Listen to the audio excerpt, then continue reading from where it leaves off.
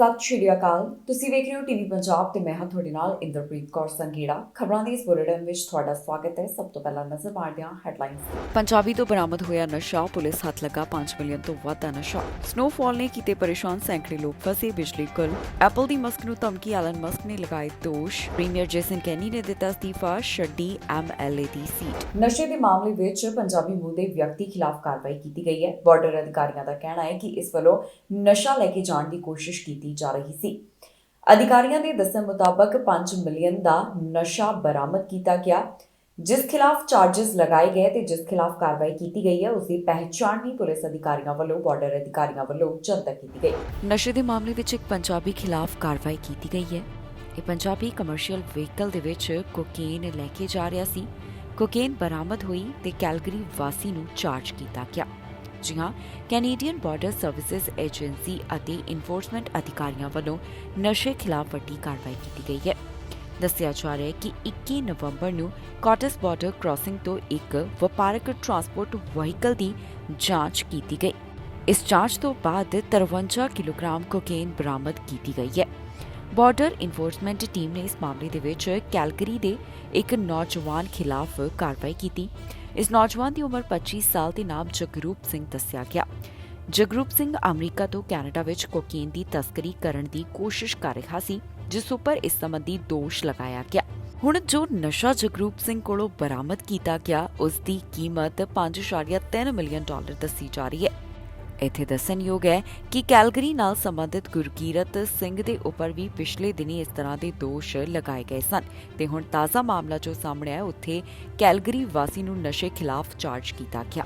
Snowfall ਦੇ ਕਾਰਨ ਕਈ ਲੋਕ ਪਰੇਸ਼ਾਨ ਹੋ ਰਹੇ ਨੇ। ਸੜਕਾਂ ਉੱਪਰ ਵੱਡੀ ਗਿਣਤੀ ਦੇ ਵਿੱਚ ਲੋਕ ਫਸ ਗਏ ਤੇ ਕਈ ਘਰਾਂ ਦੀ ਬਿਜਲੀ ਵੀ ਗੁੱਲ ਹੋ ਗਈ। ਜੀ ਹਾਂ, ਕੈਨੇਡਾ ਦੇ ਅਲੱਗ-ਅਲੱਗ ਹਿੱਸਿਆਂ ਦੇ ਵਿੱਚ ਜੋ ਸਨੋ ਪਈ ਹੈ, ਉਸ ਤੋਂ ਬਾਅਦ ਇਸ ਦਾ ਅਸਰ ਵੀ ਦਿਖਾਈ ਦੇ ਰਿਹਾ ਹੈ।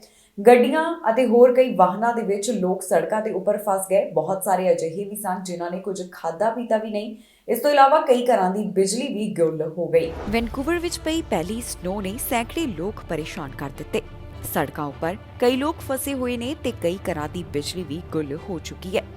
ਇਸ ਤੋਂ ਇਲਾਵਾ ਕਈ ਉਡਾਨਾਂ ਵੀ ਰੱਦ ਕਰਨੀਆਂ ਪੈ ਗਈਆਂ।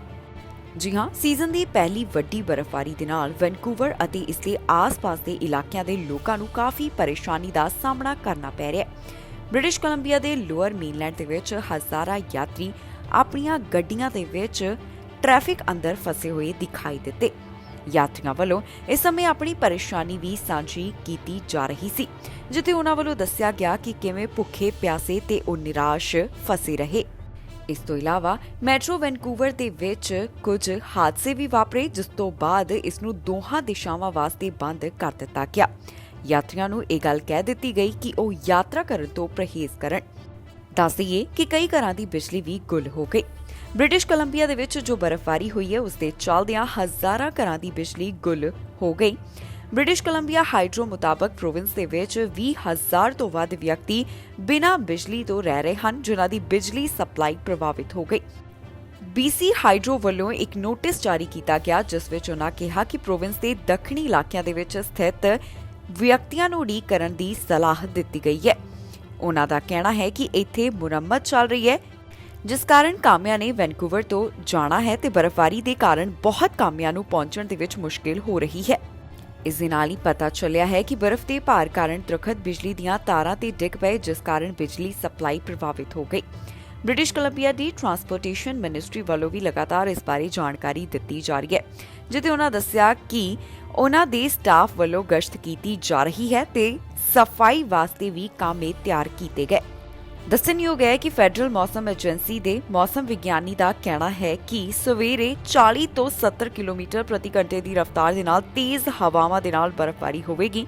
ਵਿਭਾਗ ਵੱਲੋਂ ਗੈਰ ਜ਼ਰੂਰੀ ਯਾਤਰਾ ਰੱਦ ਕਰਨ ਦੀ ਸਿਫਾਰਿਸ਼ ਕੀਤੀ ਗਈ। ਐਪਲ ਵੱਲੋਂ ਐਲਨ ਮਸਕ ਨੂੰ ਧਮਕੀ ਦਿੱਤੀ ਗਈ, ਜਿਸ ਬਾਰੇ ਖੁਦ ਐਲਨ ਮਸਕ ਨੇ ਖੁਲਾਸਾ ਕੀਤਾ। ਟਵਿੱਟਰ ਦੇ ਮਾਲਕ ਐਲਨ ਮਸਕ ਕਹਿੰਦੇ ਨੇ ਕਿ ਟਵਿੱਟਰ ਉੱਪਰ ਐਪਲ ਵੱਲੋਂ ਹੁਣ ਇਸ਼ਤਿਹਾਰ ਘੱਟ ਦਿੱਤੇ ਜਾ ਰਹੇ ਨੇ ਤੇ ਨਾਲ ਹੀ ਪਲੇ ਸਟੋਰ ਤੋਂ ਟਵਿੱਟਰ ਨੂੰ ਹਟਾਏ ਜਾਣ ਦੀ ਵੀ ਗੱਲ ਕਹੀ ਜਾ ਰਹੀ ਹੈ, ਜਿਸ ਦੇ ਦੋਸ਼ ਐਲਨ ਮਸਕ ਵੱਲੋਂ ਐਪਲ ਦੇ ਉੱਪਰ ਲਗਾਏ ਗਏ। ਐਪਲ ਵੱਲੋਂ ਵਿਸ਼ਵ ਦੇ ਸਭ ਤੋਂ ਅਮੀਰ ਵਿਅਕਤੀ ਤੇ ਟਵਿੱਟਰ ਦੇ ਮਾਲਕ ਨੂੰ ਧਮਕੀ ਦਿੱਤੀ ਗਈ। ਇਸ ਬਾਰੇ ਐਲਨ ਮਸਕ ਨੇ ਖੁਦ ਜਾਣਕਾਰੀ ਸਾਂਝੀ ਕੀਤੀ, ਜਿੱਥੇ ਦੱਸਿਆ ਜਾ ਰਿਹਾ ਹੈ ਕਿ ਐਪਲ ਵੱਲੋਂ ਟਵਿੱਟਰ ਨੂੰ ਹਟਾਉਣ ਦੀ ਧਮਕੀ ਦਿੱਤੀ ਗਈ ਹੈ। ਦਰਅਸਲ ਮਸਕ ਵੱਲੋਂ ਐਪਲ ਤੇ ਐਪ ਸਟੋਰ ਤੋਂ ਟਵਿੱਟਰ ਨੂੰ ਹਟਾਉਣ ਦੀ ਧਮਕੀ ਦੇ ਦੋਸ਼ ਲਗਾਏ ਗਏ ਹਨ। ਟਵਿੱਟਰ ਦੇ CEO ਐਲਨ ਮਸਕ ਨੇ ਐਪਲ ਤੇ ਆਪਣੇ ਐਪ ਸਟੋਰ ਤੋਂ ਟਵਿੱਟਰ ਨੂੰ ਬਲੌਕ ਕਰਨ ਦੀ ਧਮਕੀ ਦੇ ਦੋਸ਼ ਲਗਾਏ। ਮਸਕ ਦਾ ਕਹਿਣਾ ਹੈ ਕਿ ਐਪਲ ਨੇ ਵਿਗਿਆਪਨ ਦੇਣਾ ਬੰਦ ਕਰ ਦਿੱਤਾ ਕਿਉਂਕਿ ਉਹ ਬੋਲਣ ਦੀ ਆਜ਼ਾਦੀ ਤੋਂ ਡਰਦੇ ਨੇ। ਟਵੀਟਸ ਦੀ ਇੱਕ ਲੜੀ ਦੇ ਵਿੱਚ ਟੈਸਲਾ CEO ਨੇ ਐਪਲ ਤੇ ਐਡਵਰਟਾਈਜ਼ਮੈਂਟ ਨਾ ਕਰਨ ਦਾ ਦੋਸ਼ ਲਗਾਇਆ ਤੇ ਕਿਹਾ ਕਿ ਕੰਪਨੀ ਇੰਟਰਨੈਟ ਤੇ ਸਮੱਗਰੀ ਨੂੰ ਸੈਂਸਰ ਕਰਨ ਦੀ ਕੋਸ਼ਿਸ਼ ਕਰ ਰਹੀ ਹੈ। ਮਸਕ ਨੇ ਕਿਹਾ ਕਿ ਐਪਲ ਨੇ ਟਵਿੱਟਰ ਤੇ ਇਸ਼ਤਿਹਾਰਬਾਜ਼ੀ ਬੰਦ ਕਰ ਦਿੱਤੀ ਹੈ ਕਿ ਉਹ ਅਮਰੀਕਾ ਦੇ ਵਿੱਚ ਬੋਲਣ ਦੀ ਆਜ਼ਾਦੀ ਨੂੰ ਨਫ਼ਰਤ ਕਰਦੇ ਨੇ। ਇਸ ਸਵਾਲ ਮਸਕ ਵੱਲੋਂ ਪੁੱਛਿਆ ਗਿਆ। ਮਸਕ ਨੇ ਇਹ ਵੀ ਕਿਹਾ ਕਿ ਐਪਲ ਇਸ ਦਾ ਕੋਈ ਸਬੂਤ ਦਿੱਤੇ ਬਿਨਾਂ ਆਪਣੇ ਐਪ ਸਟੋਰ ਤੋਂ ਟਵਿੱਟਰ ਨੂੰ ਹਟਾਉਣ ਬਾਰੇ ਵਿਚਾਰ ਕਰ ਰਿਹਾ ਹੈ। ਬਾਅਦ ਵਿੱਚ ਇੱਕ ਹੋਰ ਟਵੀਟ ਕੀਤਾ ਗਿਆ ਜਿਸ ਵਿੱਚ ਮਸਕ ਨੇ ਐਪਲ ਦੇ CEO ਦੇ ਟਵਿੱਟਰ ਅਕਾਊਂਟ ਨੂੰ ਟੈਗ ਕਰਕੇ ਕਿਹਾ ਕਿ ਇੱਥੇ ਕੀ ਹੋ ਰਿਹਾ ਹੈ।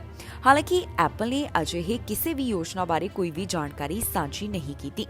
ਇੱਕ ਗ੍ਰਾਹਕ ਵੱਲੋਂ ਐਪਲ ਐਪ ਸਟੋਰ ਵਿੱਚੋਂ ਟਵਿੱਟਰ ਨੂੰ ਹਟਾਉਣ ਦੀ ਧਮਕੀ ਬਾਰੇ ਪੁੱਛੇ ਸਵਾਲ ਦੇ ਜਵਾਬ ਦੇ ਵਿੱਚ ਮਸਕ ਨੇ ਹਾਂ ਵਿੱਚ ਜਵਾਬ ਦਿੱਤਾ।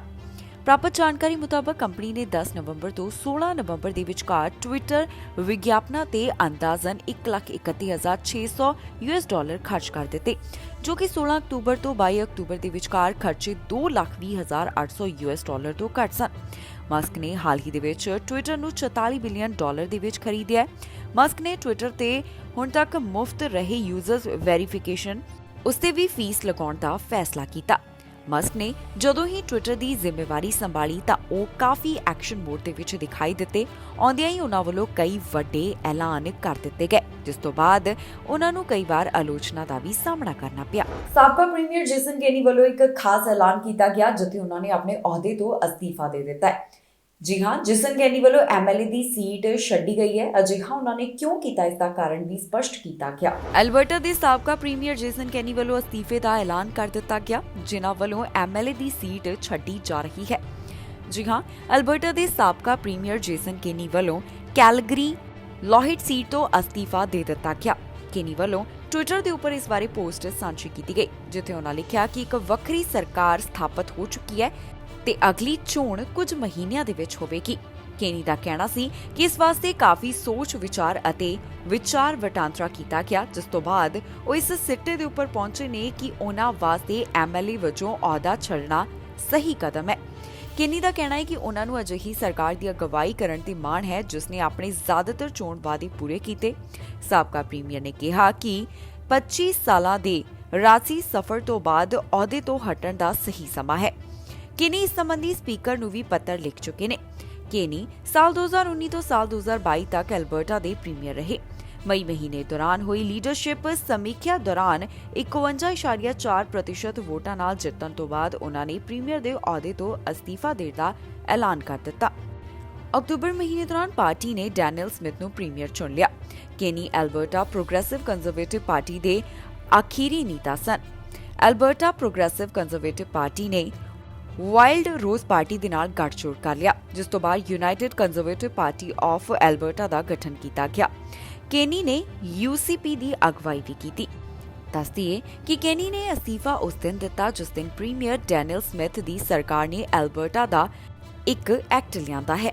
ਸਿਆਸੀ ਐਕਸਪਰਟਸ ਮੁਤਾਬਕ ਕੇਨੀ ਦਾ ਇਹ ਫੈਸਲਾ ਨਵੇਂ ਪ੍ਰੀਮੀਅਰ ਦੇ ਸਿਆਸੀ ਫੈਸਲਿਆਂ ਤੇ ਨਾਰਾਜ਼ਗੀ ਜ਼ਾਹਰ ਕਰਦਾ ਪ੍ਰਤੀਤ ਹੋ ਰਿਹਾ ਹੈ।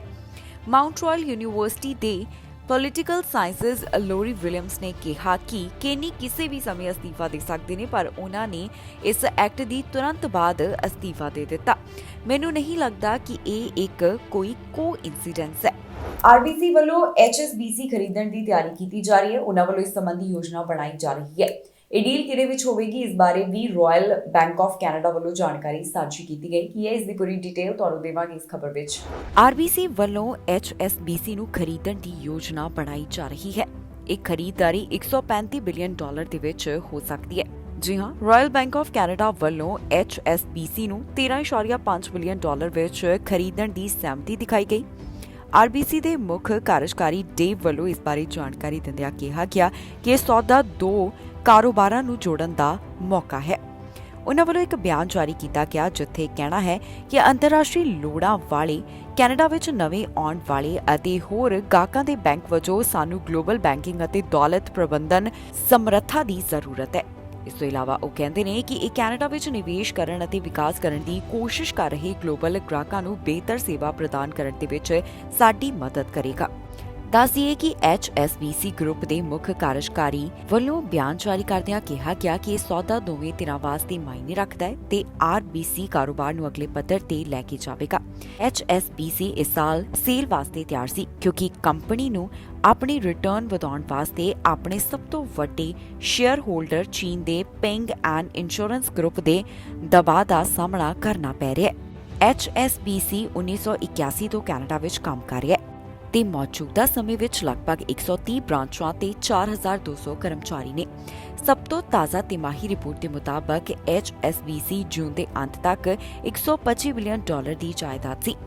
HSBC ਕੋਲ ਕੈਨੇਡਾ ਵਿੱਚ ਸਾਰੇ ਬੈਂਕ ਡਿਪਾਜ਼ਿਟ ਅਤੇ ਗਿਰਵੀਨਾਮੇ ਦਾ ਲਗਭਗ 2% ਹੈ। ਰੈਗੂਲੇਟਰੀ ਅਤੇ ਸ਼ੇਅਰ ਹੋਲਡਰਸ ਦੀ ਮਨਜ਼ੂਰੀ ਤੋਂ ਬਾਅਦ ਇਹ ਸੌਦਾ ਅਗਲੇ ਸਾਲ ਸਿਰੇ ਚੜ੍ਹਨ ਦੀ ਉਮੀਦ ਹੈ। ਕੈਨੇਡਾ ਦੇ ਇੱਕ ਹਿੱਸੇ ਤੋਂ ਅਜਿਹਾ ਮਾਮਲਾ ਸਾਹਮਣੇ ਆਇਆ ਜਿੱਥੇ ਪਹਿਲਾਂ ਦੋ ਵਿਅਕਤੀਆਂ ਦੀ ਆਪਸ ਦੇ ਵਿੱਚ ਬਹਿਸ ਹੋਈ ਤੇ ਫਿਰ ਇੱਕ ਦੇ ਉੱਪਰ ਚਾਕੂ ਨਾਲ ਹਮਲਾ ਕੀਤਾ ਗਿਆ। ਚਾਕੂ ਲੱਗਣ ਦੇ ਕਾਰਨ ਵਿਅਕਤੀ ਕਾਫੀ ਜ਼ਿਆਦਾ ਜ਼ਖਮੀ ਹੋ ਗਿਆ, ਜਿਸ ਤੋਂ ਬਾਅਦ ਉਸ ਨੂੰ ਹਸਪਤਾਲ ਦੇ ਵਿੱਚ ਭਰਤੀ ਕਰਵਾਇਆ ਗਿਆ। ਫੋਰਟ ਯਾਰਕ ਦੇ ਡਾਊਨਟਾਊਨ ਖੇਤਰ ਤੋਂ ਸ਼ੁਰੇਬਾਜ਼ੀ ਦਾ ਮਾਮਲਾ ਸਾਹਮਣੇ ਆਇਆ ਜਿੱਥੇ ਇੱਕ ਵਿਅਕਤੀ ਗੰਭੀਰ ਰੂਪ ਵਿੱਚ ਜ਼ਖਮੀ ਹੋਇਆ ਹੈ। ਟੋਰਾਂਟੋ ਪੁਲਿਸ ਵੱਲੋਂ ਇਸ ਘਟਨਾ ਬਾਰੇ ਡਿਟੇਲ ਸਾਂਝੀ ਕੀਤੀ ਗਈ ਜਿੱਥੇ ਉਹਨਾਂ ਦੱਸਿਆ ਕਿ ਇਹ ਮਾਮਲਾ 1:12 ਦੇ ਕਰੀਬ ਸਾਹਮਣੇ ਆਇਆ। ਪੁਲਿਸ ਅਧਿਕਾਰੀਆਂ ਦੇ ਦੱਸਣ ਮੁਤਾਬਕ ਉਹਨਾਂ ਨੂੰ ਜਾਣਕਾਰੀ ਮਿਲੀ ਕਿ ਦੋ ਲੋਕਾਂ ਦਾ ਆਪਸ ਦੇ ਵਿੱਚ ਕਿਸੇ ਗੱਲ ਨੂੰ ਲੈ ਕੇ ਝਗੜਾ ਹੋ ਗਿਆ। ਮਾਮਲੇ ਨਾਲ ਜੁੜੇ ਹੋਏ ਪੀੜਤ ਦੇ ਉੱਪਰ ਕਈ ਵਾਰ ਚਾਕੂ ਨਾਲ ਹਮਲਾ ਕੀਤਾ ਗਿਆ। ਪੈਰਾਮੈਡਿਕਸ ਦਾ ਕਹਿਣਾ ਹੈ ਕਿ ਉਹਨਾਂ ਵੱਲੋਂ ਗੰਭੀਰ ਹਾਲਤ ਦੇ ਵਿੱਚ ਜ਼ਖਮੀ ਹੋਏ ਵਿਅਕਤੀ ਨੂੰ ਟਰਾਮਾ ਸੈਂਟਰ ਵਿੱਚ ਭਰਤੀ ਕਰਵਾਇਆ ਗਿਆ। ਇਸ ਘਟਨਾ ਨਾਲ ਜੁੜਿਆ ਹੋਇਆ ਸਸਪੈਕਟ ਮੌਕੇ ਵਾਲੀ ਥਾਂ ਤੋਂ ਫਰਾਰ ਹੋ ਗਿਆ ਪਰ ਬਾਅਦ ਦੇ ਵਿੱਚ ਉਸ ਨੂੰ ਹਿਰਾਸਤ ਵਿੱਚ ਲਿਆ ਗਿਆ। ਇਸ ਤੋਂ ਇਲਾਵਾ ਪੁਲਿਸ ਅਧਿਕਾਰੀਆਂ ਵੱਲੋਂ ਇਸ ਮਾਮਲੇ ਦੀ ਸਾਰੀ ਡਿਟੇਲ ਟਵਿੱਟਰ ਦੇ ਉੱਪਰ ਸਾਂਝੀ ਕੀਤੀ ਜਾ ਰਹੀ ਹੈ। ਹੁਣ ਤੱਕ ਇਸ ਬਾਰੇ ਉਹਨਾਂ ਨੇ ਬਹੁਤੀ ਡਿਟੇਲ ਤਾਂ ਜਨਤਕ ਨਹੀਂ ਕੀਤੀ ਤੇ ਨਾ ਹੀ ਪੀੜਤ ਦੀ ਪਹਿਚਾਣ ਦੱਸੀ ਗਈ ਹੈ। ਪੁਲਿਸ ਅਧਿਕਾਰੀਆਂ ਦਾ ਕਹਿਣਾ ਹੈ ਕਿ ਉਹ ਇਸ ਮਾਮਲੇ ਸੰਬੰਧੀ ਜਾਂਚ ਪੜਤਾਲ ਕਰ ਰਹੇ ਨੇ, ਜਿਸ ਤੋਂ ਬਾਅਦ ਅਗਲੀ ਅਪਡੇਟ ਜਾਰੀ ਕੀਤੀ ਜਾਵੇਗੀ। ਹਾਊਸਿੰਗ ਬਿੱਲ ਨੂੰ ਲੈ ਕੇ ਇੱਕ ਨਵੀਂ ਜਾਣਕਾਰੀ ਸਾਹਮਣੇ ਆਈ ਜਿੱਥੇ ਪਤਾ ਚੱਲਿਆ ਕਿ ਟੋਰਾਂਟੋ ਨੂੰ ਇਸ ਦਾ ਕਿੰਨਾ ਖਰਚ ਆਵੇਗਾ। $2 ਬਿਲੀਅਨ ਦਾ ਖਰਚ ਆਉਣ ਦੀ ਗੱਲ ਕਹੀ ਜਾ ਰਹੀ ਹੈ। ਇਸ ਬਾਰੇ ਪੂਰੀ ਡਿਟੇਲ ਤੁਹਾਨੂੰ ਦੇਵਾਂਗੇ ਇਸ ਖਬਰ ਵਿੱਚ। ਅਗਲੇ ਦਹਾਕੇ ਦੌਰਾਨ ਓਨਟਾਰੀਓ ਦੇ ਨਵੇਂ ਹਾਊਸਿੰਗ ਬਿੱਲ ਉੱਤੇ ਟੋਰਾਂਟੋ ਨੂੰ $2 ਬਿਲੀਅਨ ਦਾ ਆਵੇਗਾ ਖਰਚਾ। ਮੇਅਰ ਜੌਨ ਟੋਰੀ ਨੇ ਕਿਹਾ ਕਿ ਓਨਟਾਰੀਓ ਦੇ ਨਵੇਂ ਹਾਊਸਿੰਗ ਬਿੱਲ ਦੇ ਨਾਲ ਅਗਲੇ ਦਹਾਕੇ ਵਿੱਚ ਟੋਰਾਂਟੋ ਨੂੰ $2 ਬਿਲੀਅਨ ਦਾ ਖਰਚਾ ਆ ਸਕਦਾ ਹੈ। ਫੋਰਡ ਸਰਕਾਰ ਦਾ ਬਿੱਲ 23 ਜੋ ਕਿ ਇਸ ਹਫ਼ਤੇ ਪਾਸ ਹੋਇਆ ਹੈ, ਬੁਨਿਆਦੀ ਢਾਂਚੇ ਦੀ ਇੱਕ ਵਿਸ਼ੇਸ਼ ਸ਼੍ਰੇਣੀ ਲਈ ਭੁਗਤਾਨ ਕਰਨ ਦੇ ਲਈ ਸ਼ਹਿਰ ਦੀਆਂ ਨਵੀਆਂ ਇਮਾਰਤਾਂ ਉੱਤੇ ਲਾਗੂ ਹੋਣ ਵਾਲੀਆਂ ਵਿਕਾਸ ਫੀਸਾਂ ਨੂੰ ਖਾਰਜ ਕਰਦਾ ਹੈ। ਟੋਰੀ ਨੇ ਕਿਹਾ ਕਿ ਸ਼ਹਿਰ ਅਤੇ ਪ੍ਰਾਂਤ ਸ਼ਹਿਰ ਦੇ ਰਿਜ਼ਰਵ ਫੰਡਾਂ ਦਾ ਇੱਕ ਤੀਜੀ ਟੀਅਰ ਆਡਿਟ ਸ਼ੁਰੂ ਕਰਨ ਲਈ ਸਹਿਮਤ ਹੋ ਚੁੱਕੇ ਨੇ। ਸ਼ਹਿਰ ਦੇ ਨਵੀਨਤਮ ਅੰਕੜੇ ਅਨੁਸਾਰ ਟੋਰਾਂਟੋ ਵਰਤਮਾਨ ਦੇ ਵਿੱਚ $703 ਮਿਲੀਅਨ ਦੇ ਬਜਟ ਦੇ ਘਾਟ ਦਾ ਸਾਹਮਣਾ ਕਰ ਰਿਹਾ ਹੈ। ਅੱਗੋਂ ਟੋਰੀ ਨੇ ਕਿਹਾ ਕਿ ਸਾਨੂੰ ਫੌਰੀ ਤੌਰ ਉੱਤੇ ਫੈਡਰਲ ਸਰਕਾਰ ਨੂੰ ਪ੍ਰੋਵਿੰਸ ਵਿੱਚ ਸ਼ਾਮਿਲ ਹੋਣ ਤੇ ਕੈਨੇਡਾ ਦੇ ਆਰਥਿਕ ਇੰਜਨ ਨੂੰ ਸੁਰੱਖਿਅਤ ਰੱਖਣ ਵਿੱਚ ਮਦਦ ਕਰਨ ਲਈ ਫੰਡ ਮੁਹੱਈਆ ਕਰਾਉਣ ਦੀ ਲੋੜ ਹੈ, ਜਿਵੇਂ ਕਿ ਉਹਨਾਂ ਨੇ ਆਪਣੀਆਂ ਪਿਛਲੀਆਂ ਚੋਣਾਂ ਦੌਰਾਨ ਵਾਅਦਾ ਕੀਤਾ ਸੀ। ਅਮਰੀਕਾ ਤੋਂ ਸਿਆਸਤ ਦੇ ਨਾਲ ਜੁੜੀ ਹੋਈ ਖਬਰ ਸਾਹਮਣੇ ਆਈ ਹੈ ਜਿੱਥੇ ਪਤਾ ਚੱਲਿਆ ਹੈ ਕਿ ਹਾਊਸ ਸਪੀਕਰ ਨੈਂਸੀ ਦੀ ਥਾਂ ਕੌਣ ਲੈਣਗੇ। ਜਿਸ ਸ਼ਖਸ ਵੱਲੋਂ ਇਹ ਥਾਂ ਲਈ ਜਾਏਗੀ ਉਸ ਬਾਰੇ ਡਿਟੇਲ ਹੁਣ ਜਨਤਕ ਕੀਤੀ ਗਈ ਹੈ। ਦੱਸਦੇ ਹਾਂ ਤੁਹਾਨੂੰ ਕੌਣ ਹੈ ਜੋ ਨੈਂਸੀ ਦੀ ਥਾਂ ਲੈਣ ਜਾ ਰਹੇ ਨੇ। ਅਮਰੀਕਾ ਦੀ ਸਿਆਸਤ ਦੇ ਨਾਲ ਜੁੜੀ ਹੋਈ ਵੱਡੀ ਖਬਰ ਸਾਹਮਣੇ ਆਈ ਹੈ ਜਿੱਥੇ ਪਤਾ ਚੱਲਿਆ ਹੈ ਕਿ ਨੈਂਸੀ ਪੈਲੋਸੀ ਦੀ ਥਾਂ ਹੁਣ ਕੌਣ ਲੈਣਗੇ। ਜੀ ਹਾਂ, ਹਾਊਸ ਡੈਮੋਕ੍ਰੇਟਸ ਨੇ ਅਗਲੇ ਸਾਲ ਚੈਂਬਰ ਦੇ ਵਿੱਚ ਡੈਮੋਕ੍ਰੇਟਸ ਦੇ ਨੇਤਾ ਵਜੋਂ ਨੈਂਸੀ ਦੀ ਥਾਂ ਲੈਣ ਵਾਸਤੇ ਨਿਊਯਾਰਕ ਦੇ ਕਾਕਸ ਚੇਅਰ ਹਕੀਮ ਜੈਫਰੀਜ਼ ਨੂੰ ਚੁਣਿਆ। ਹੁਣ ਇਹ ਜੋ ਫੈਸਲਾ ਸਾਹਮਣੇ ਆਇਆ ਇਸ ਨੂੰ ਇਤਿਹਾਸਕ ਕਦਮ ਦੱਸਿਆ ਗਿਆ ਹੈ, ਜਿਸ ਵਿੱਚ ਜੈਫਰੀਜ਼ ਨੂੰ ਕਾਂਗਰਸ ਦੀ ਅਗਵਾਈ ਕਰਨ ਵਾਲੇ ਫਰਸਟ ਬਲੈਕ ਲਾਅ ਮੇਕਰ ਬਣਾ ਦਿੱਤਾ ਜਾਵੇਗਾ। ਹਾਊਸ ਡੈਮੋਕ੍ਰੇਟਸ ਨੇ ਆਪਣਾ ਫੈਸਲਾ ਲੈਣ ਵਾਸਤੇ ਬੁੱਧਵਾਰ ਸਵੇਰੇ ਕੈਪੀਟਲ ਹਿਲ ਤੇ ਬੰਦ ਦਰਵਾਜ਼ਿਆਂ ਦੇ ਪਿੱਛੇ ਮੁਲਾਕਾਤ ਕੀਤੀ। ਦੱਸੀਏ ਕਿ ਜੈਫਰੀਜ਼ ਦੀ ਉਮਰ 52 ਸਾਲ ਦੇ ਕਰੀਬ ਹੈ, ਜੋ ਕਿ ਹੁਣ ਅਹਿਮ ਜ਼ਿੰਮੇਵਾਰੀ ਨਿਭਾਉਣ ਜਾ ਰਹੇ ਨੇ।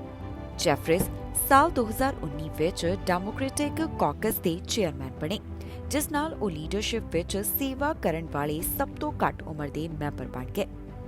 ਦੱਸਣਯੋਗ ਹੈ ਕਿ ਲੀਡਰਸ਼ਿਪ ਵਿੱਚ ਜੈਫਰੀਜ਼ ਦੀ ਇਹ ਤਰੱਕੀ ਪੈਲੋਸੀ ਸਦਨ ਦੇ ਬਹੁਗਿਣਤੀ ਨੇਤਾ ਸਟੈਨੀ ਅਤੇ ਸਦਨ ਦੇ ਬਹੁਗਿਣਤੀ ਵਿਪ ਜਿਮ ਕਲਾਈਬਨ ਦੁਆਰਾ ਐਲਾਨ ਕੀਤੇ ਜਾਣ ਤੋਂ ਬਾਅਦ ਹੋਇਆ ਹੈ। ਮਿਊਜ਼ੀਸ਼ੀਅਨ ਜੇਕ ਦੀ ਅਚਾਨਕ ਮੌਤ ਹੋ ਗਈ, ਜਿਸ ਤੋਂ ਬਾਅਦ ਉਹਨਾਂ ਦੇ ਫੈਨਸ ਸਦਮੇ ਵਿੱਚ ਨੇ। ਦੱਸ ਦਈਏ ਕਿ ਮਿਊਜ਼ੀਸ਼ੀਅਨ ਦੀ ਮੌਤ ਦੇ ਕੁਝ ਸਮਾਂ ਪਹਿਲਾਂ ਹੀ ਉਹਨਾਂ ਵੱਲੋਂ ਵਿਆਹ ਕੀਤਾ ਗਿਆ ਤੇ ਹੁਣ ਇਹ ਦਰਦਨਾਕ ਖਬਰ ਸਾਹਮਣੇ ਆਈ।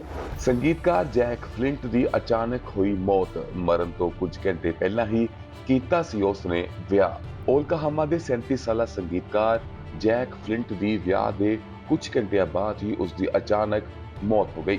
ਜੈਕ ਫਲਿੰਟ ਓਕਲਾਹੋਮਾ ਅਤੇ Texas red dirt music scene ਦਾ ਇੱਕ ਸੱਚਾ ਅੰਬੈਸਡਰ ਸੀ। ਉਸ ਦੇ ਪ੍ਰਮੋਟਰ ਅਤੇ ਪ੍ਰਚਾਰਕ ਕਲਿਫ ਡੋਇਲ ਨੇ ਕਿਹਾ ਕਿ ਉਹ ਨਾ ਤਾਂ ਸਿਰਫ ਇੱਕ ਉੱਤਮ ਗੀਤਕਾਰ, ਰਿਕਾਰਡਿੰਗ ਕਲਾਕਾਰ ਅਤੇ ਇਨ ਡਿਮਾਂਡ ਲਾਈਵ ਪਰਫਾਰਮਰ ਸੀ, ਪਰ ਉਹ ਪੂਰੇ ਖੇਤਰ ਵਿੱਚ ਹੋਰ ਕਲਾਵਾਂ ਦਾ ਚੰਗਾ ਸਪੋਰਟਰ ਵੀ ਸੀ। ਜੇਕਰ ਇਲਾਕੇ ਵਿੱਚ ਕਿਸੇ ਵੀ ਵਿਅਕਤੀ ਨੂੰ ਉਸ ਦੀ ਲੋੜ ਹੁੰਦੀ ਤਾਂ ਉਹ ਹਮੇਸ਼ਾ ਮਦਦ ਕਰਨ ਲਈ ਉੱਥੇ ਖੜ ਜਾਂਦਾ ਸੀ। ਉਸ ਦੀ ਹਮੇਸ਼ਾ ਹੱਸਣ ਵਾਲੀ ਸ਼ਖਸੀਅਤ ਕਾਰਨ ਉਸ ਨੂੰ ਬੜੇ ਲੋਕਾਂ ਵੱਲੋਂ ਪਿਆਰ ਦਿੱਤਾ ਜਾਂਦਾ ਸੀ। ਡੋਇਲ ਨੇ ਅੱਗੋਂ ਕਿਹਾ ਕਿ ਮੈਨੂੰ ਵਿਸ਼ਵਾਸ ਹੈ ਕਿ ਉਸ ਦੇ ਸੰਗੀਤ ਦੇ ਨਾਲ, ਉਸ ਦੇ ਗਾਏ ਹੋਏ ਗੀਤਾਂ ਦੇ ਨਾਲ ਉਹ ਹਮੇਸ਼ਾ ਸਾਡੇ ਵਿੱਚ ਜਿਉਂਦਾ ਰਹੇਗਾ। ਯੂਐਸ ਕੈਪੀਟਲ ਦੇ ਮਾਮਲੇ ਵਿੱਚ ਤਾਜ਼ਾ ਅਪਡੇਟ ਸਾਹਮਣੇ ਆਈ, ਜਿੱਥੇ ਦੱਸਿਆ ਗਿਆ ਕਿ ਦੇਸ਼ ਧਰੋਹੀ ਕੌਣ ਹੈ। ਓਥ ਕੀਪਰ ਦਾ ਇਸ ਦੇ ਵਿੱਚ ਨਾਮ ਸਾਹਮਣੇ ਆਇਆ। ਇਸ ਬਾਰੇ ਕੀ ਹੈ ਪੂਰੀ ਡਿਟੇਲ ਤੁਹਾਨੂੰ ਦੱਸਾਂਗੇ ਇਸ ਖਬਰ ਵਿੱਚ। ਯੂਐਸ ਕੈਪੀਟਲ ਹਮਲੇ ਦੀ ਸਾਜ਼ਿਸ਼ ਵਿੱਚ ਓਥ ਕੀਪਰ ਦਾ ਸੰਸਥਾਪਕ ਦੇਸ਼ ਧਰੋਹ ਦਾ ਦੋਸ਼ੀ ਇੱਕ ਜਿਊਰੀ ਨੇ ਓਥ ਕੀਪਰਸ ਦੇ ਸੰਸਥਾਪਕ ਸਟੀਵਰਟ ਰੋਡਸ ਨੂੰ 2 ਮਹੀਨਿਆਂ ਦੇ ਮੁਕੱਦਮੇ ਤੋਂ ਬਾਅਦ ਦੇਸ਼ ਧਰੋਹੀ ਸਾਜ਼ਿਸ਼ ਦੇ ਦੁਰਲੱਭ ਦੋਸ਼ ਵਿੱਚ ਦੋਸ਼ੀ ਪਾਇਆ। ਸਾਹਮਣੇ ਆਇਆ ਕਿ ਉਸਨੇ ਡੋਨਾਲਡ ਟਰੰਪ ਤੋਂ ਮਿਸਟਰ ਬਾਈਡਨ ਨੂੰ ਸੱਤਾ ਦੇ ਤਬਾਦਲੇ ਨੂੰ ਰੋਕਣ ਦੇ ਲਈ ਹਥਿਆਰਬੰਦ ਬਗਾਵਤ ਦੀ ਸਾਜ਼ਿਸ਼ ਰਚੀ ਸੀ। 2021 ਦੇ ਕੈਪੀਟਲ ਦੰਗਿਆਂ ਨਾਲ ਸੰਬੰਧਿਤ 4 ਹੋਰ ਜਾਣੇ ਇਸ ਨਾਲ ਮੁਕੱਦਮੇ ਵਿੱਚ ਸਨ। ਸਮੂਹ ਦੇ 3 ਜੈਸਿਕਾ ਵਾਟਕਿੰਸ, ਕੈਲੀ ਮੈਗਸ ਅਤੇ ਕੈਨਥ ਹੈਲਸਨ ਹਮਲੇ ਦੌਰਾਨ ਇਮਾਰਤ ਦੇ ਅੰਦਰ ਚਲੇ ਗਏ। ਮੈਗਸ ਨੂੰ ਵੀ ਮੰਗਲਵਾਰ ਨੂੰ ਦੇਸ਼ ਧਰੋਹੀ ਸਾਜ਼ਿਸ਼ ਦਾ ਦੋਸ਼ੀ ਪਾਇਆ ਗਿਆ। ਰੋਡਸ ਅਤੇ ਮੈਗਸ ਦੋਵਾਂ ਨੂੰ ਹੁਣ ਵੱਧ ਤੋਂ ਵੱਧ 20 ਸਾਲ ਦੀ ਸਜ਼ਾ ਹੋ ਸਕਦੀ ਹੈ। ਹੈਲਸਨ, ਵਾਟਕਿੰਸ ਅਤੇ 5ਵਾਂ ਮੈਂਬਰ ਥੋਮਸ ਕਾਲਡਵੈਲਟ ਨੂੰ ਦੇਸ਼ ਧਰੋਹੀ ਸਾਜ਼ਿਸ਼ ਲਈ ਦੋਸ਼ੀ ਨਹੀਂ ਪਾਇਆ ਗਿਆ। ਸਮੂਹ ਦੇ ਸਾਰੇ 5 ਮੈਂਬਰਾਂ ਨੂੰ ਅਧਿਕਾਰਿਤ ਕਾਰਵਾਈ ਵਿੱਚ ਰੁਕਾਵਟ ਪਾਉਣ ਦਾ ਦੋਸ਼ੀ ਪਾਇਆ ਗਿਆ। ਰੋਡਸ ਦੇ ਵਕੀਲ ਨੇ ਕਿਹਾ ਕਿ ਦੰਗਿਆਂ ਦੌਰਾਨ ਰੋਡਸ ਨੇ ਜੰਗ ਦੇ ਮੈਦਾਨ ਦੇ ਜਨਰਲ ਵਜੋਂ ਕੰਮ ਕੀਤਾ। ਉਸ ਨੂੰ ਦਸਤਾਵੇਜ਼ਾਂ ਜਾਂ ਕਾਰਵਾਈਆਂ ਨਾਲ ਛੇੜਛਾੜ ਦਾ ਦੋਸ਼ੀ ਵੀ ਪਾਇਆ ਗਿਆ। ਉਸ ਨੂੰ ਸਾਜ਼ਿਸ਼ ਦੇ 2 ਹੋਰ ਮਾਮਲਿਆਂ ਤੋਂ ਬਰੀ ਕਰ ਦਿੱਤਾ ਗਿਆ। ਅਮਰੀਕਾ ਦੇ ਕੁਝ ਹਿੱਸੇ ਤੂਫਾਨ ਕਾਰਨ ਪ੍ਰਭਾਵਿਤ ਹੋਏ ਨੇ, ਜਿੱਥੇ ਤੂਫਾਨ ਦਾ ਕਹਿਰ ਦੇਖਣ ਨੂੰ ਮਿਲਿਆ। ਇਸ ਤੂਫਾਨ ਦੇ ਕਾਰਨ ਬਹੁਤ ਸਾਰੇ ਲੋਕਾਂ ਦੇ ਘਰ ਤਬਾਹ ਹੋਏ ਹਨ ਤੇ ਹੋਰ ਵੀ ਚੇਤਾਵਨੀ ਮੌਸਮ ਸੰਬੰਧੀ ਜਾਰੀ ਕੀਤੀ ਗਈ ਹੈ। ਅਮਰੀਕਾ ਦੇ ਇਹਨਾਂ ਹਿੱਸਿਆਂ ਤੋਂ ਮੌਸਮ ਬਾਰੇ ਕੀ ਹੈ ਪੂਰੀ ਡਿਟੇਲ ਤੁਹਾਨੂੰ ਦੱਸਾਂਗੇ ਇਸ ਖਬਰ ਵਿੱਚ। ਅਮਰੀਕਾ ਵਿੱਚ ਤੇਜ਼ ਤੂਫਾਨ ਨੇ ਉਡਾਏ ਲੋਕਾਂ ਦੇ ਘਰ। ਮੌਸਮ ਵਿਭਾਗ ਨੇ ਦਿੱਤੀਆਂ ਸਨ 73 ਤੂਫਾਨ ਦੀਆਂ ਚੇਤਾਵਨੀਆਂ। ਮਿੰਟਗੋਮਰੀ, ਅਲਾਬਾਮਾ ਦੇ ਉੱਤਰ ਵਿੱਚ ਤੂਫਾਨ ਨੇ ਕਈ ਘਰਾਂ ਨੂੰ ਨੁਕਸਾਨ ਪਹੁੰਚਾਇਆ। ਇੱਕ ਫਾਇਰ ਸਟੇਸ਼ਨ ਨੂੰ ਤਬਾਹ ਕਰ ਦਿੱਤਾ। ਇੱਕ ਕਰਿਆਨੇ ਦੀ ਦੁਕਾਨ ਵਿੱਚ ਥੋੜੇ ਸਮੇਂ ਲਈ ਲੋਕ ਫਸ ਗਏ। ਮਿਸੀਸਿਪੀ ਵਿੱਚ ਇੱਕ ਅਪਾਰਟਮੈਂਟ ਕੰਪਲੈਕਸ ਦੀ ਛੱਤ ਫਾਟ ਗਈ, ਜਦਕਿ ਅਲਾਬਾਮਾ ਵਿੱਚ ਇੱਕ ਦਰੱਖਤ ਦੇ ਉੱਥੋਂ ਦੇ ਮੋਬਾਈਲ ਘਰ ਦੇ ਉੱਤੇ ਡਿੱਗਣ ਦੇ ਨਾਲ ਉੱਥੇ 2 ਲੋਕਾਂ ਦੀ ਮੌਤ ਹੋ ਗਈ। ਰਾਸ਼ਟਰੀ ਮੌਸਮ ਸੇਵਾ ਨੇ ਚੇਤਾਵਨੀ ਦਿੱਤੀ ਸੀ ਕਿ ਤੂਫਾਨ ਦਾ ਮੋਰਚਾ ਟੈਕਸਾਸ ਤੋਂ ਪੂਰਬ ਵੱਲ ਵਧਣ ਕਾਰਨ ਕਾਫੀ ਲੋਕਾਂ ਨੂੰ ਪਰੇਸ਼ਾਨੀ ਆ ਸਕਦੀ ਹੈ ਤੇ ਲੋਕਾਂ ਨੂੰ ਪਹਿਲਾਂ ਹੀ ਚੇਤਾਵਨੀ ਦਿੱਤੀ ਗਈ ਸੀ। ਮੰਗਲਵਾਰ ਦੁਪਹਿਰ ਤੋਂ ਬੁੱਧਵਾਰ ਸਵੇਰ ਤੱਕ ਕੁੱਲ 73 ਤੂਫਾਨ ਦੀਆਂ ਚੇਤਾਵਨੀਆਂ ਅਤੇ 120 ਗੰਭੀਰ ਗਰਜ ਤੂਫਾਨ ਦੀਆਂ ਚੇਤਾਵਨੀਆਂ ਜਾਰੀ ਕੀਤੀਆਂ ਗਈਆਂ ਸਨ। ਓਕਲਾਹੋਮਾ ਦੇ ਨੋਰਮਨ ਵਿੱਚ ਤੂਫਾਨ ਦੀ ਭਵਿੱਖਬਾਣੀ ਕੀਤੀ ਗਈ ਸੀ। ਕੈਰੋਲਿਨ ਬੈਂਕਸਟਰ ਨੇ ਕਿਹਾ ਕਿ ਉਹ ਅਤੇ ਟਿਮ ਵਾਈਜ਼ਮੈਨ ਖਬਰਾਂ ਦੇਖ ਰਹੇ ਸਨ ਅਤੇ ਪਤਾ ਲਗਾਉਣ ਦੀ ਕੋਸ਼ਿਸ਼ ਕਰ ਰਹੇ ਸਨ ਕਿ ਤਵਿਸਤਰ ਕਿੱਥੇ ਸੀ। ਜਦੋਂ ਉਹਨਾਂ ਨੇ ਖਿੜਕੀ ਤੋਂ ਬਾਹਰ ਝਾਂਕਿਆ ਤਾਂ ਉਹਨਾਂ ਨੂੰ ਮਹਿਸੂਸ ਹੋਇਆ ਕਿ ਤੂਫਾਨ ਸਿਖਰ ਤੇ ਹੈ ਅਤੇ ਉਹ ਇੱਕ ਸੁਰੱਖਿਅਤ ਕੋਨੇ ਵੱਲ ਭੱਜ ਗਏ। ਅਮਰੀਕਾ ਦੇ ਸੈਨੇਟ ਦੇ ਵਿੱਚ ਖਾਸ ਬਿੱਲ ਪਾਸ ਕੀਤਾ ਗਿਆ ਜੋ ਕਿ ਸੇਮ ਜੈਂਡਰ ਨਾਲ ਜੁੜਿਆ ਹੋਇਆ ਹੈ। ਦੱਸ ਦਈਏ ਕਿ ਸੈਨੇਟ ਦੇ ਵਿੱਚ ਜਿਹੜਾ ਬਿੱਲ ਪਾਸ ਕੀਤਾ ਗਿਆ ਉਸ ਦੇ ਵਿੱਚ ਸੇਮ ਜੈਂਡਰ ਵਿਆਹ ਦੇ ਨਾਲ ਜੁੜੀਆਂ ਹੋਈਆਂ ਕਾਫੀ ਗੱਲਾਂ ਦਾ ਜ਼ਿਕਰ ਕੀਤਾ ਗਿਆ। ਇਸ ਬਿੱਲ ਦੇ ਵਿੱਚ ਕੀ ਹੈ ਕੁਝ ਖਾਸ ਤੇ ਇਸ ਬਾਰੇ ਕੀ ਹੈ ਡਿਟੇਲ ਤੁਹਾਨੂੰ ਦੱਸਾਂਗੇ ਇਸ ਖਬਰ ਵਿੱਚ। ਯੂਐਸ ਸੈਨੇਟ ਵਿੱਚ ਇੱਕ ਖਾਸ ਬਿੱਲ ਪਾਸ ਕੀਤਾ ਗਿਆ। ਜੀ ਹਾਂ, ਯੂਐਸ ਸੈਨੇਟ ਵੱਲੋਂ ਇੱਕ ਬਿੱਲ ਪਾਸ ਕੀਤਾ ਗਿਆ ਜੋ ਕਿ ਸੇਮ ਜੈਂਡਰ ਵਿਆਹ ਦੀ ਫੈਡਰਲ ਰੈਕੋਗਨਾਈਜੇਸ਼ਨ ਦੀ ਰੱਖਿਆ ਕਰੇਗਾ। ਇਸ ਨਵੇਂ ਬਿੱਲ ਦੀ ਮਦਦ ਦੇ ਨਾਲ ਸੁਪਰੀਮ ਕੋਰਟ ਸਾਲ 2015 ਦੇ ਫੈਸਲੇ ਨੂੰ ਉਲਟਾ ਸਕਦਾ ਹੈ, ਜਿਸ ਵਿੱਚ ਇਸ ਨੂੰ ਦੇਸ਼ ਭਰ ਦੇ ਵਿੱਚ ਕਾਨੂੰਨੀ ਬਣਾਇਆ ਗਿਆ। ਦੱਸ ਦਈਏ ਕਿ ਇਸ ਬਿੱਲ ਨੂੰ ਪਾਸ ਕਰਨ ਦੇ ਨਾਲ ਸੈਨੇਟ ਨੇ ਇੱਕ ਸੰਦੇਸ਼ ਦੇਸ਼ ਦੇ ਨਾਮ ਕੀਤਾ ਜੋ ਹਰ ਅਮਰੀਕੀ ਨੂੰ ਸੁਣਨ ਦੀ ਜ਼ਰੂਰਤ ਹੈ। ਇਸ ਸੰਦੇਸ਼ ਵਿੱਚ ਕਿਹਾ ਗਿਆ ਕਿ ਤੁਸੀਂ ਕਿਸੇ ਨੂੰ ਵੀ ਜੇਕਰ ਪਸੰਦ ਕਰਦੇ ਹੋ, ਉਸ ਨੂੰ ਪਿਆਰ ਕਰਦੇ ਹੋ ਤਾਂ ਤੁਸੀਂ ਵੀ ਕਾਨੂੰਨ ਦੇ ਅਧੀਨ ਇਸ ਨਾਲ ਵਿਆਹ ਕਰਵਾ ਸਕਦੇ ਹੋ ਤੇ ਤੁਸੀਂ ਵੀ ਸਾਰੇ ਇੱਜ਼ਤ ਮਾਣ ਦੇ ਬਰਾਬਰ ਹੱਕਦਾਰ ਹੋਵੋਗੇ।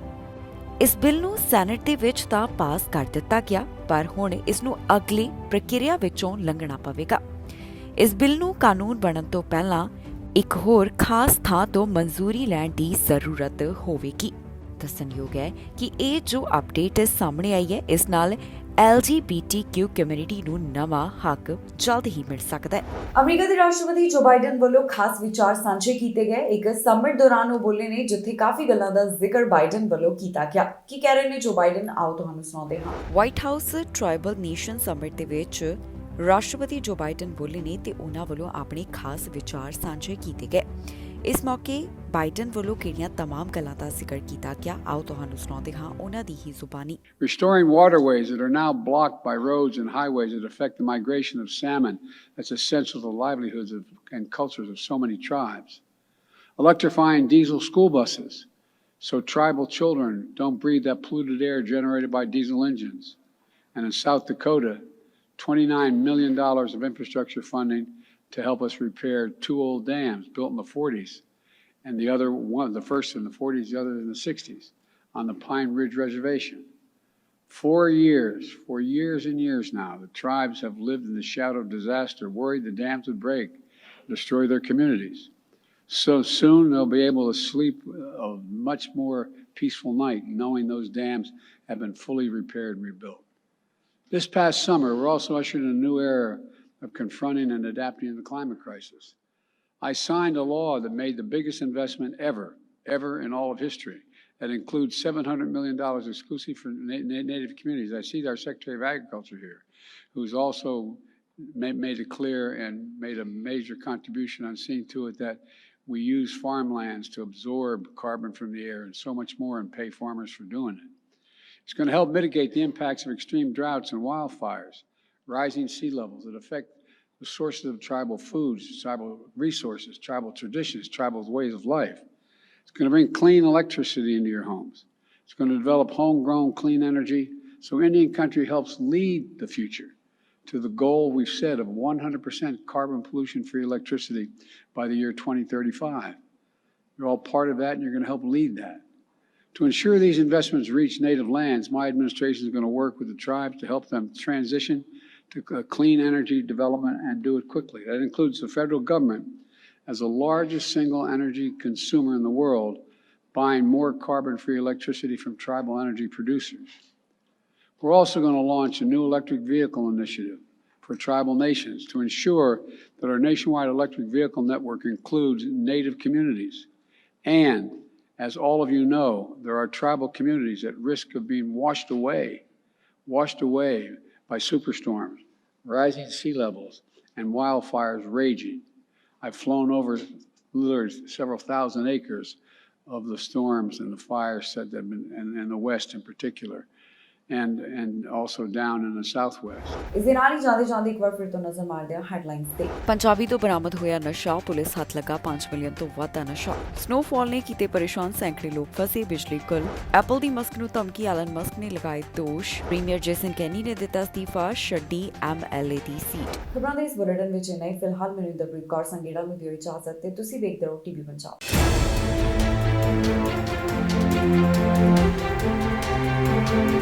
Thank you.